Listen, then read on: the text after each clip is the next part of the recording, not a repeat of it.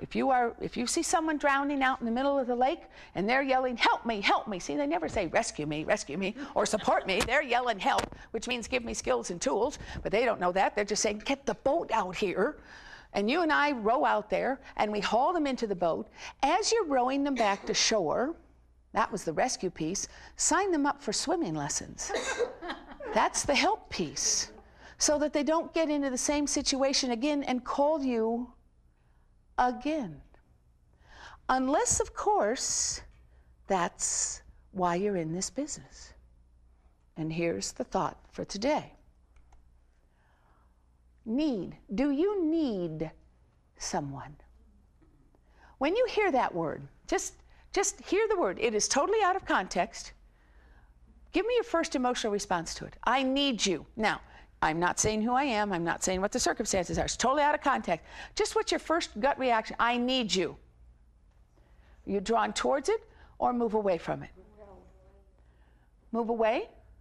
Okay, anybody move towards? Remember, there are no right or wrong answers here. Yeah, it's kind of nice when somebody says, I need you. I mean, of all the people in the world, you've picked me.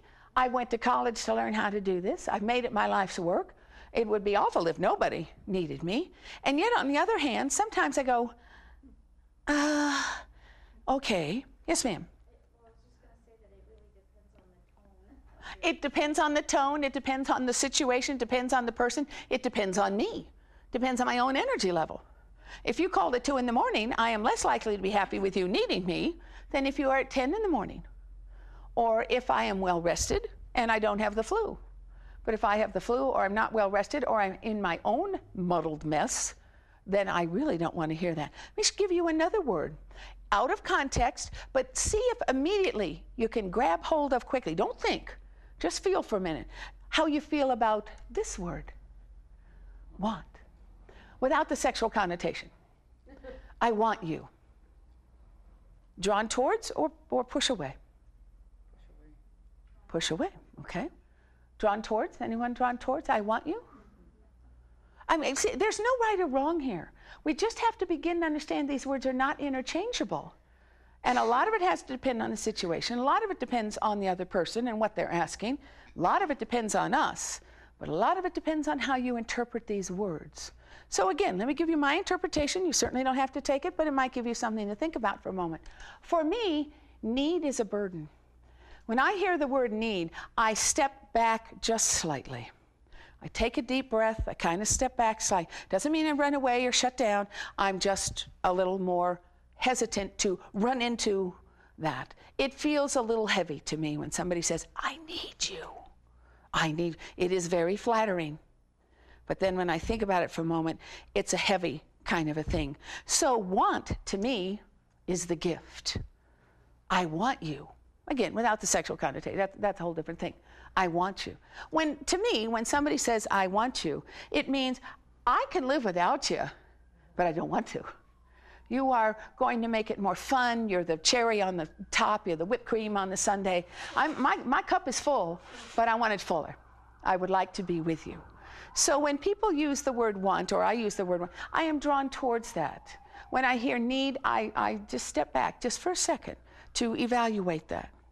But the question we have to ask ourselves is, where are those words for each of us? There's no right answer here. There's no wrong answer, but there certainly is an answer for each of us. Are you a caregiver or a caretaker? What's the difference between those two? When you give something, what's the difference between giving care and taking care? They're not a play on words. They are very, very different. When you give care, You don't expect anything back. often that may be very well true. Absolutely. Give me another difference. Give.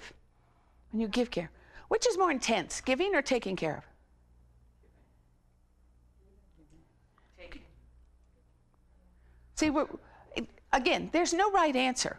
In the traditional care providing world, taking care of is slightly more intense because it assumes that if you take care of someone, they are incapacitated, whether temporarily or permanently. They are able to provide care for themselves. whether it has to do with an injury or debilitation or a life circumstance, and you need to be fully engaged and involved. You might be giving them a bath, you might be having to feed them, you might be having to take care of their hygiene needs. You are fully taking care of.